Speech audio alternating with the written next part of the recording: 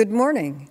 Welcome to this online service of Quimper Unitarian Universalist Fellowship, a loving, spirited, and ever more inclusive community. Whoever you are, wherever you're from, whomever you love, and whatever your faith tradition, you are welcome here.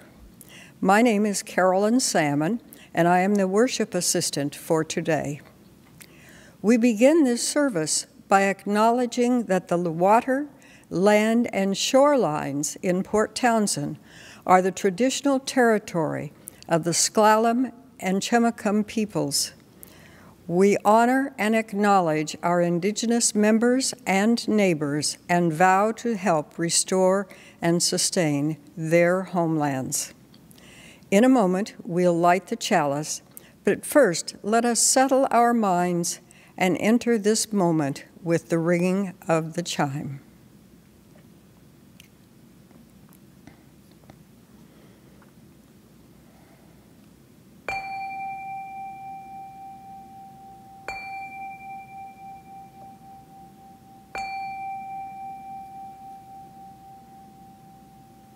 It is good to be together again.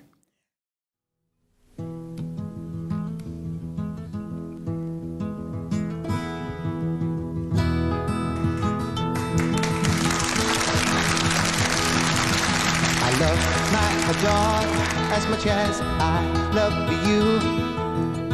You may fade, my dog will always come through. All he asks from me is the food to give him strength. All he ever needs is love, and that he knows he'll get. So I love my dog as much as I love you. You may fade, my dog will always come through. All the pay I need comes shining through his eyes. I don't need no cold water to make me realize that I love my dog as much as I love you. You may fade, my dog will always come through.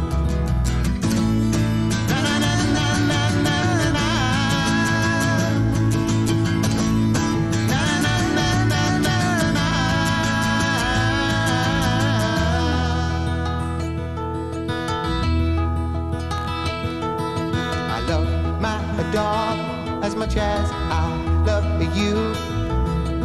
You may fade, my dog will always come through.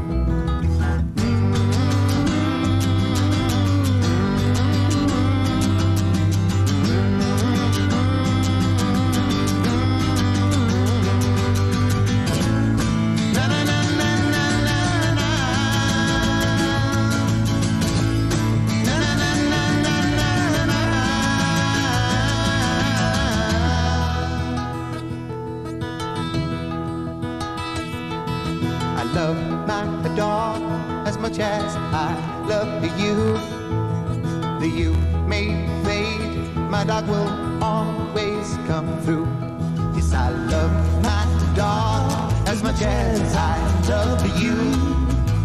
You may fade, my dog will always come through. Yes, I love my dog, baby, I love my dog. Na na na na na na na na na na. I said I love my dog, baby, I love my dog, baby, I love my dog.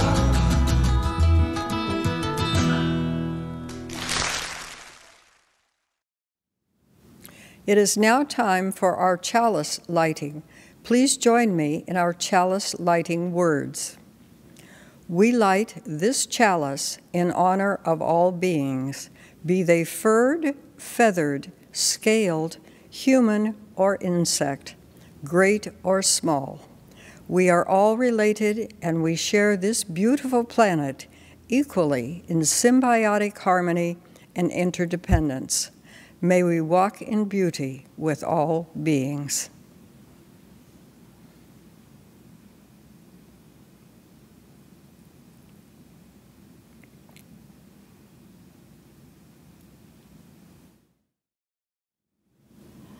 Good morning. I'm Laurie Riley, your speaker for today. Welcome to our annual Animal Blessing. We take time once a year for this ceremony to acknowledge and give thanks to our beloved animal companions. We also acknowledge that our lives are made fuller and richer by all the creatures that inhabit the earth with us. We use the word blessing as a statement of love. It is an expression of gratitude and intention of well-being. Today's opening words are by Tricia McCach. Animals are the bridge between us and the beauty and all that is natural. They show us what's missing in our lives and how to love ourselves more completely and unconditionally. They connect us back to who we are and to the purpose of why we're here. Now we acknowledge and welcome those of you who are visiting us this morning. You are invited to say hello in the comments section and tell us your name and where you are from. The chat section can be found below or on the right side of your video screen when it is out of full screen, and we'd love to hear from you. We also hope you'll join us for our virtual coffee hour in our Fellowship Hall Zoom room. If you don't have that link, it will be posted in the chat section at the end of the service. And if you find this service useful or inspirational, hopefully both, please share the link with your friends and family. So welcome, everyone. We're glad you're with us today. I'd now like to introduce one of our newest members, Bill Testerman, who will introduce our designated offering for this Sunday. Good morning. I would like to tell you about our designated offering for today, Pet Helpers of Port Townsend. My name is Bill Testerman. I'm a retired veterinarian, a new member of QUUF, and also a member of Pet Helpers of Port Townsend. My wife and I moved to Port Townsend about 6 months ago, and I was looking for a way to help with the homeless population and continue to offer my services where needed as a veterinarian. Pet Helpers was the perfect organization to fulfill that need. As a veterinarian, I realize the importance of pets in our lives. For homeless people, that becomes a lifeline for them. Often they are the only living thing that will love them regardless of their situation. In addition, they are a constant companion, a stress reducer, and have even been shown to reduce the suicide rate in homeless populations. Pet Helpers of Port Townsend is a group of enthusiastic volunteers whose mission is to provide access to essential veterinary services to pets of homeless people. Often, a homeless people will forego medical care for themselves in order to care for their pet, resulting in heartbreaking decisions. To accomplish our mission, volunteers visit homeless communities to evaluate the needs of their pets. In addition to assisting with medical care, we are helping to get animals vaccinated, spayed, neutered, microchipped, and licensed locally. We have also developed agreements with local veterinarians to provide essential service such as dental and emergency care. When necessary, we provide transportation to and from veterinary appointments. Although low-cost spay, neuter, and vaccination clinics are occasionally available, acute care can be very expensive, and these costs are often beyond the finances of the homeless. Pet Helpers relies completely on donations from the public. Your contributions can make a difference in the care and well-being of pets belonging to homeless people and maintaining the important bond that pets give to their owners. All donations are tax-deductible and go directly to pay for health care for the pets of the homeless. From Pet Helpers of Port Townsend, the homeless, and their pets, we appreciate your donation and generosity. Now, to donate today, you have 3 options. You can text the amount you'd like to give to the number now showing at the bottom of the screen. Go to our website, quuuf.org, and click on the Giving link, or simply mail a check to QUUF. Be sure to write Pet Helpers in the memo line of your check. We will now gratefully receive your offering. Thank you.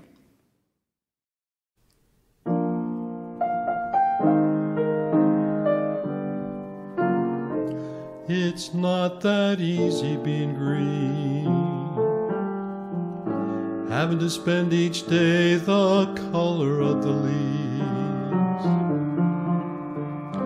when I think it could be nicer being red or yellow or gold or something much more colorful like that.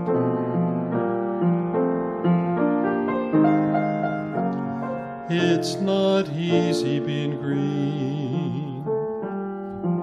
It seems you blend in with so many other ordinary things, and people tend to pass you over 'cause you're not standing out like flashy sparkles in the water or stars in the sky. But green is the color of spring, and green can be cool and friendly like, and green can be big like an ocean, or important like a mountain, or tall like a tree.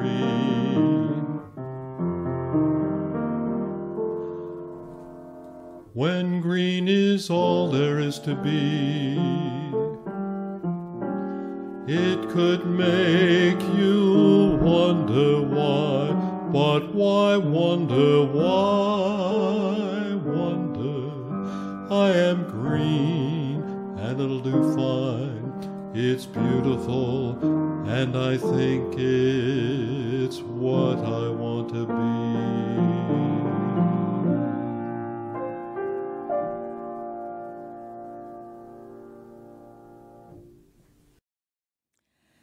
We will now share our joys and sorrows, recognizing that our personal joys and sorrows are only a fragment of the joys and sorrows of the larger community of life.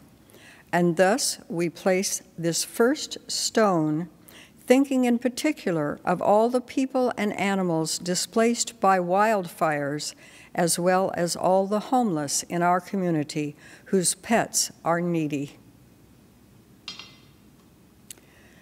And within the congregation, we light this candle of joy for Carl Bach, who turns 87 today, August 8th. Carl is a wonderful leader in our congregation, serving on the board, the pastoral care team, and Pillars for Parents. Happy birthday, Carl.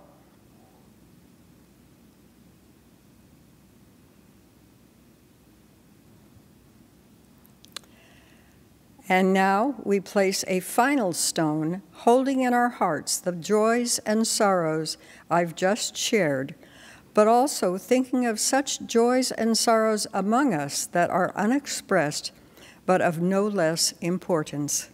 I invite you now into a moment of silence.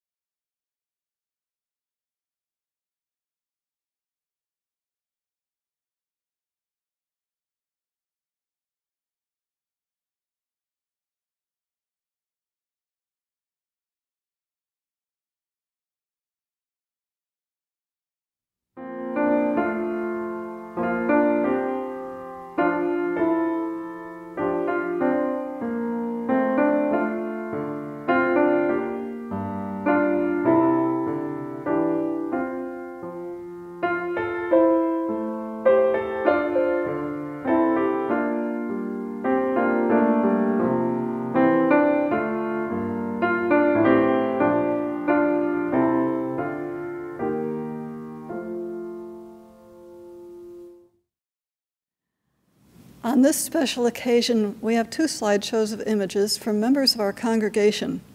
The first celebrates those animals who currently share our homes.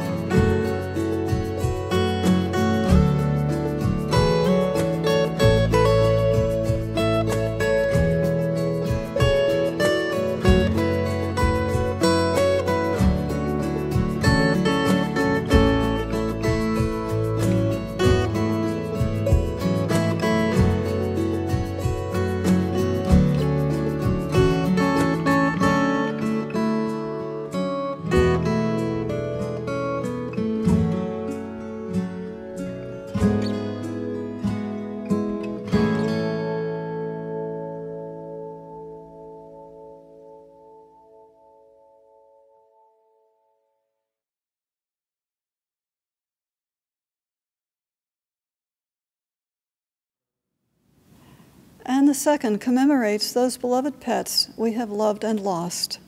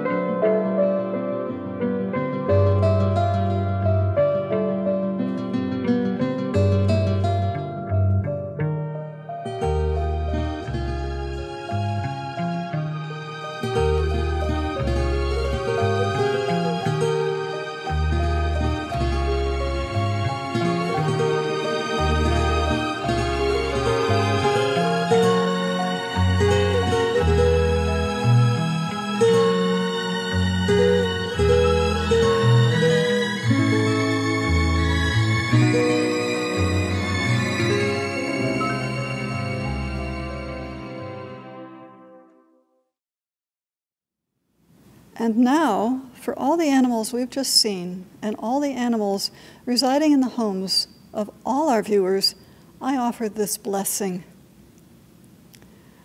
We give deep thanks for your delightful companionship, the lessons you teach us, and the love we share. It is our solemn vow to make your well-being a priority and to faithfully give you the best possible life you can have. And may your people make a personal vow to tell you every day of your life that you are loved. May it be so. And now, in recognition of our wild animal friends, we have a third slideshow.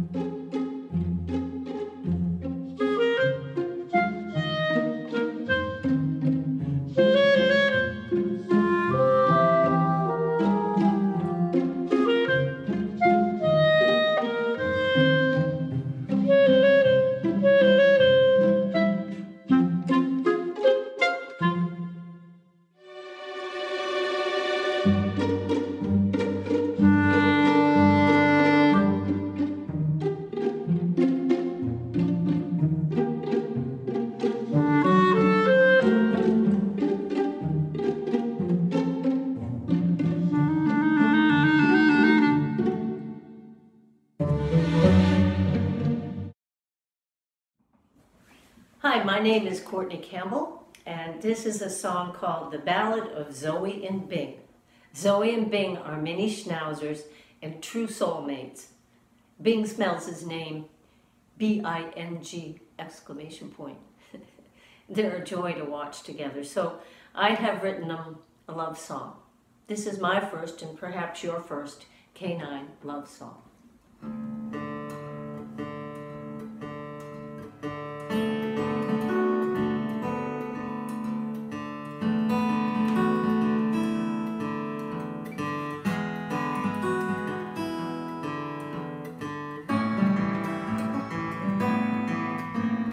First time I saw your face, the first time you touched my nose, I knew you were the only one for me, forever.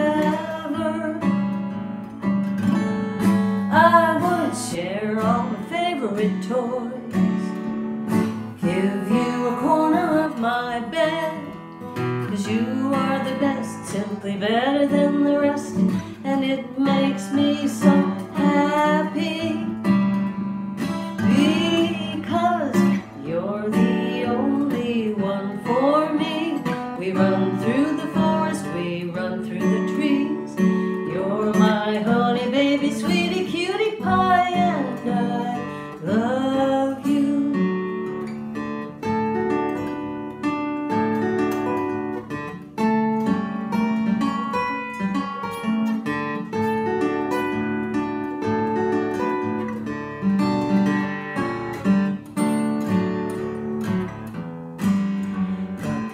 You moved away, I didn't know what to do. I walked around the house with my head hung low, feeling so sad and blue, so sad and blue. Oh, then one sunny summer afternoon, I was lying out in the yard. You came running around the corner, coming back to see me. Well, I never stopped wagging wagging my tail.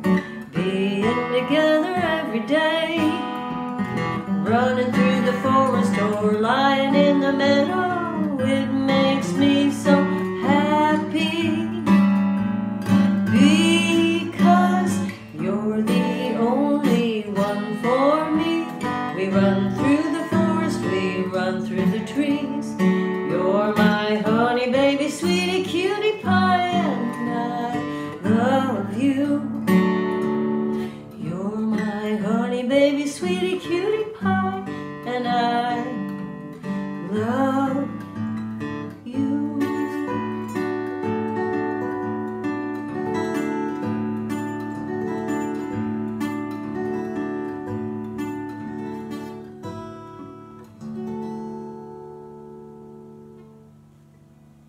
Thank you.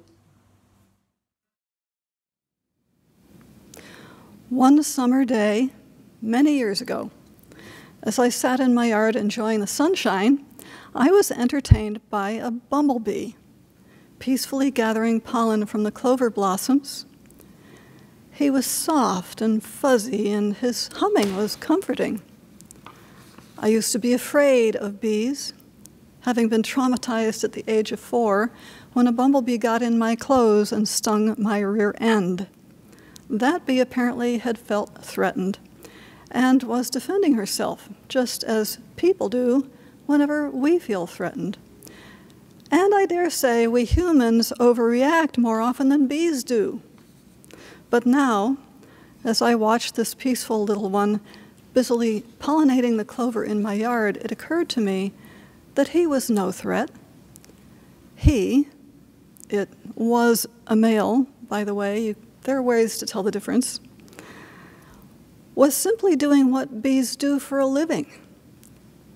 I moved close and marveled at his softness, his whirring, transparent wings, his gentle buzzing, and my world changed. In quiet awe, it came to me that this creature may have a different kind of body and brain from mine, but his essence was no different. His life was of equal importance, and he had an equal right to go about his life unharmed and to be respected and valued. This creature was my brother. Now I understood the true meaning of the Lakota people's way of describing all living things as all our relations. If a person has differently colored skin from yours, or speaks a different language, or has different needs from yours, would it mean that they have less value, or should have fewer rights, or that you can dominate them, or that you can neglect or ignore them? Of course not. And what if they have fur? What if they have scales, 4 legs, or long ears? Our brothers and sisters come in all forms. Some look different, behave differently, are differently abled, are differently bodied. But as Bill Staines so aptly wrote in his famous song, "We all have a place in the choir. We are all family." Why is it that we humans relate to each other in such a way that even when there is no obvious difference between two people, we will find one, such as in eye color, which has unbelievably been used as a cause for discrimination in some cultures? And in South Africa during apartheid, if you did not have freckles, you were by law considered not white, and therefore, in that place and time, had fewer rights. Is there any hope that we, who are prone to having such ridiculous attitudes, will ever treat beings of other species any better than we treat our fellow humans?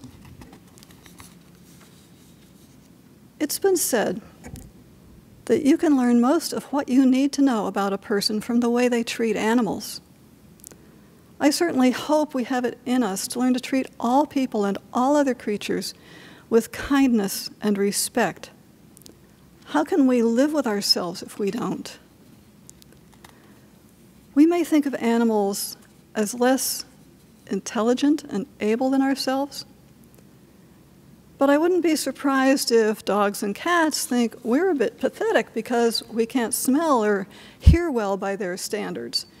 Eagles and vultures might laugh at our poor eyesight. Whales might wonder why we don't understand their complex language well.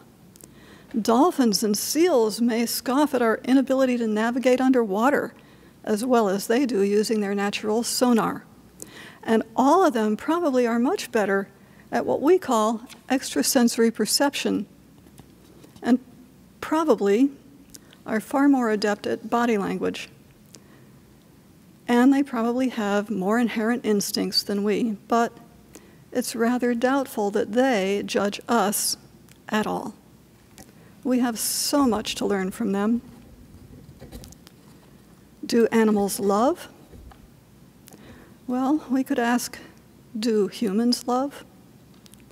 If you love someone, what exactly do you love?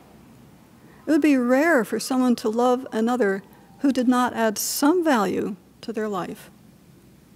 Human love is seldom unconditional. But animals don't ask, why are you wearing that?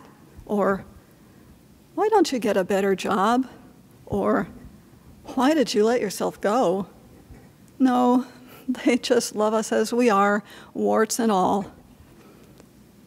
If you hear the cries of a giraffe mother whose baby has been taken from her, or witness how a chimpanzee will revisit the site of her son's disappearance year after year as the troop makes its annual migrations, or if you've seen how a herd of elephants does a ritual around the body of a dead member, or watched a bear pull a drowning kitten from a pool and turn it loose, you may see that the idea is absurd that humans are the only creatures capable of emotion and compassion. The idea that recognizing their emotions is anthropomorphism is, I believe, mistaken. Anthropomorphism is assigning traits to an animal that are exclusively human. Emotion, pain, and compassion are not traits that humans own exclusively, but I dare say that judgment is. We are just sharing this planet. How we treat animals and how we regard them is a testament to what kind of beings we are. And since every creature has a place in Earth's complex ecosystems, whatever we do to any creature, we do to ourselves. How can we not see the beautiful soul in a mouse? How can we not see that an unmet need for basic food and shelter causes suffering? How can we even have favorites, as in, I like furry cuddlers, but not bumblebees, when they are all living beings that value their own lives as much as we value ours? All the creatures of the world have something to contribute to you, sometimes in very personal and touching ways, and sometimes in unseen ways, just by their existence. Let us today open our eyes and become brothers and sisters to all living beings. Let us become their champions, their heroes. Open your heart to all creatures. Love all beings absolutely, and they will enrich your life beyond measure. May it be so.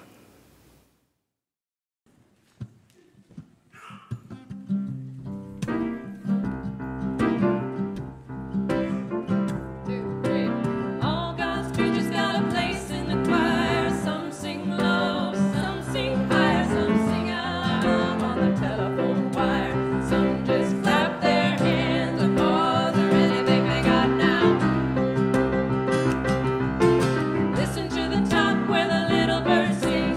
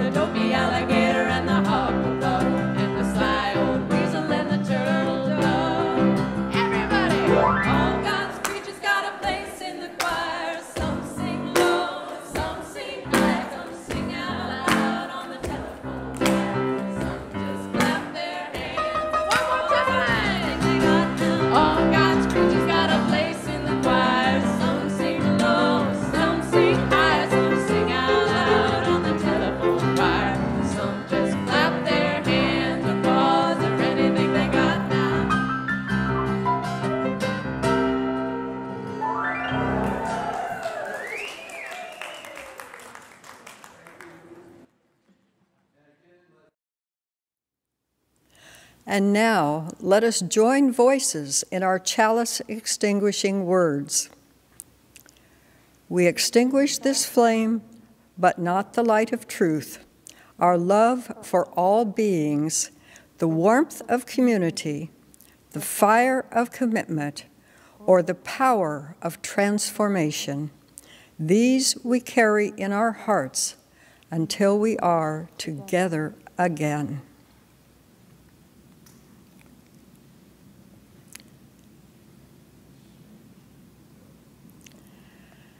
After the service, I hope you will join us for our virtual coffee hour.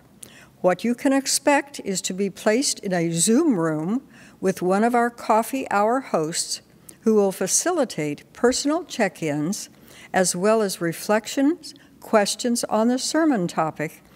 I hope to see you there.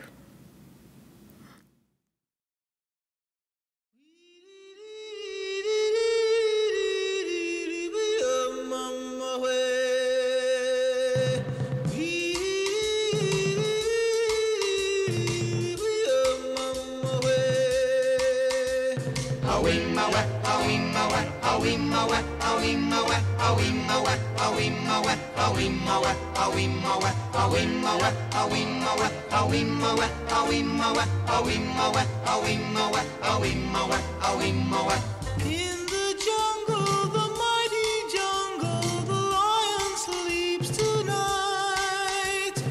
In the jungle, the quiet jungle, the lion sleeps tonight.